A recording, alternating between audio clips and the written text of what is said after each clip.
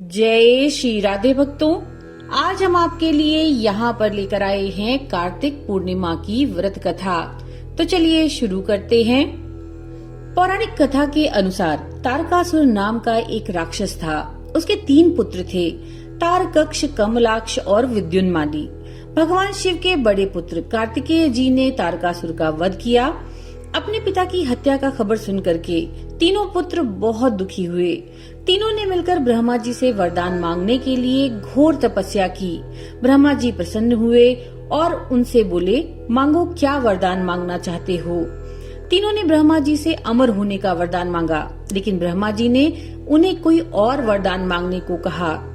इसके बाद तीनों ने किसी दूसरे वरदान के बारे में सोचा और इस बार ब्रह्मा जी से 3 अलग नगरों का निर्माण करवाने के लिए कहा, जिसमें सभी बैठकर सारी पृथ्वी और आकाश में घूमा जा सके।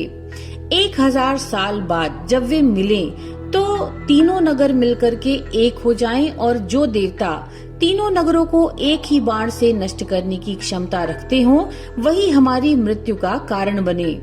ब्रह्मा जी ने उन्हें ये वरदान दे दिया। तीनों वरदान पाकर के बहुत खुश हुए। ब्रह्मा जी के कहने पर मैदानों ने उनके लिए 3 अलग अलग नगरों का निर्माण किया। तारकक्ष के लिए सोने का, कमला के लिए चांदी का और विद्युन्माली के लिए लोहे का नगर बनाया गया। तीनों ने मिलकर तीनों लोकों पर अपना अधिकार जमा लिया। इंद्र देवता इन तीनों राक्षसों से बहुत भयभीत हुए और भगवान शिव की शरण में गए। इंद्र की बातें सुनकर भगवान शिव ने इन दानवों का नाश करने के लिए एक दिव्य रथ का निर्माण किया। इस दिव्य रथ की हर एक चीज देवताओं से बनी। चंद्रमा और सूर्य से पहिए बने। इंद्र, वरुण, यम और कुबेर रथ के 4 घोड़े बने। हिमालय धनुष बने, शेषनाग प्रत्यंचा बने। भगवान शिव खुद बाण बने और बाण की नोक बने अग्निदेव। इस दिव्य रथ पर सवार हुए स्वयं भगवान शिव। भगवानों से बने हुए इस रथ और तीनों भाइयों के बीच भयंकर युद्ध हुआ। जैसे ही ये तीनों रथ एक सीध में आए, भगवान शिव ने बाण छोड़ा, जिससे तीनों का नाश हो गया। इस वध के बाद भगवान शिव को त्रिपुरारी कहा जाने लगा।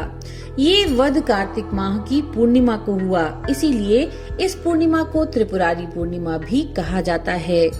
तो भक्तों, ये थी कार्तिक पूर्णिमा व्रत कथा। नमो नारायण।